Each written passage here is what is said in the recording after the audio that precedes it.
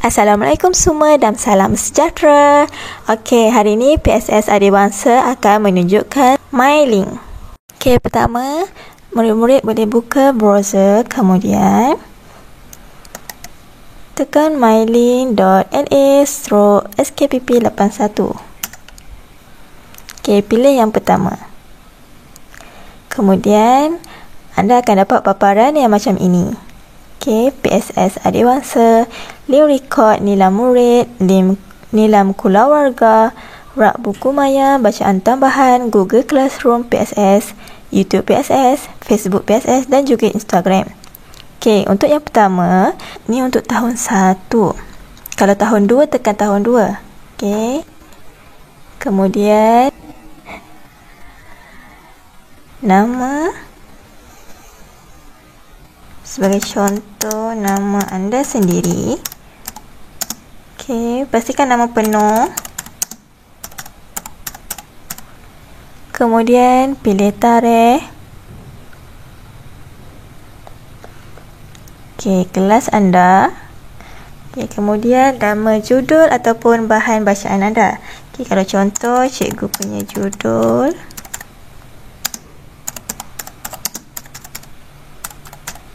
Okey, kalau contoh buku ini adalah buku bahasa Inggeris.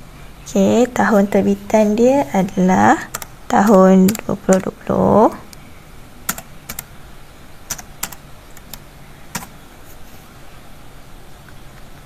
Kemudian untuk pengarang ataupun penulis ya.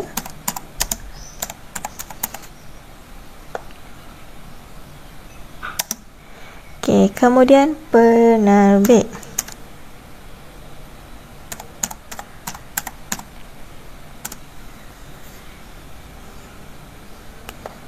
Okey, jenis bacaan yang cikgu gunakan adalah menggunakan internet dan juga pelantar ya, jadi bahan digital.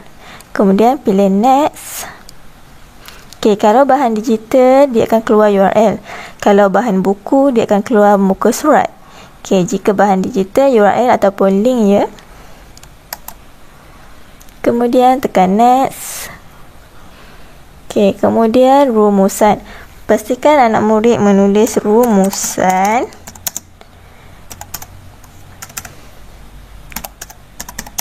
Yang merangkumi 1 atau 2 ayat ya.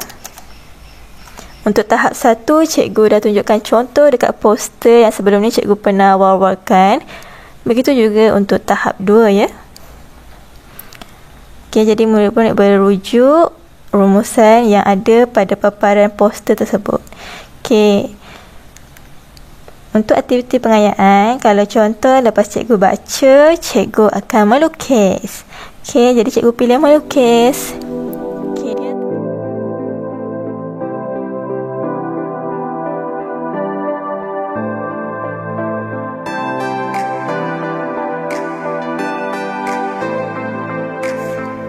Kemudian tekan next. Okey, yang ni last.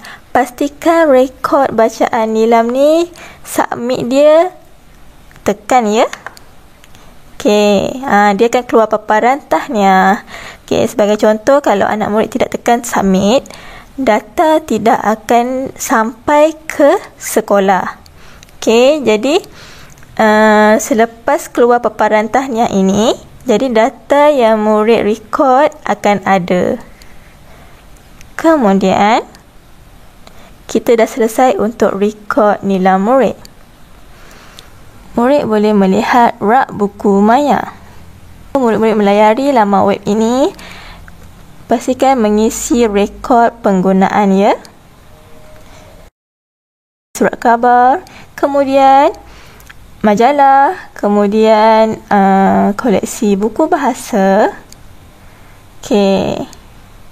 Sebagai contoh, cikgu memilih The Mouse That Walks, buku ini. Okey, tekan buku ini, kemudian tekan view.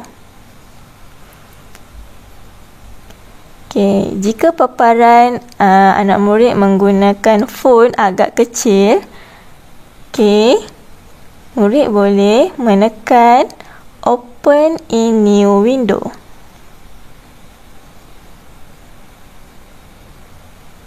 Jadi paparan anak murid akan lebih besar ya. Okey, pastikan baca sehingga habis. Okey, kemudian kita pergi kepada bahan bacaan tambahan. Okey, jika anak murid dah habis membaca di rak buku maya kita. Okey, sebagai contoh cikgu tunjuk Okey, ni link Didik TV. Okey, pilih yang berkaitan dengan pengajaran semasa anda ataupun tahap yang sesuai.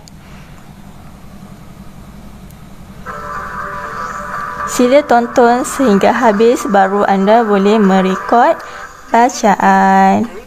Kemudian boleh memilih sama ada infografik COVID-19 ataupun infografik yang lain, juga e-poster. Ni adalah link bacaan tambahan. Okey.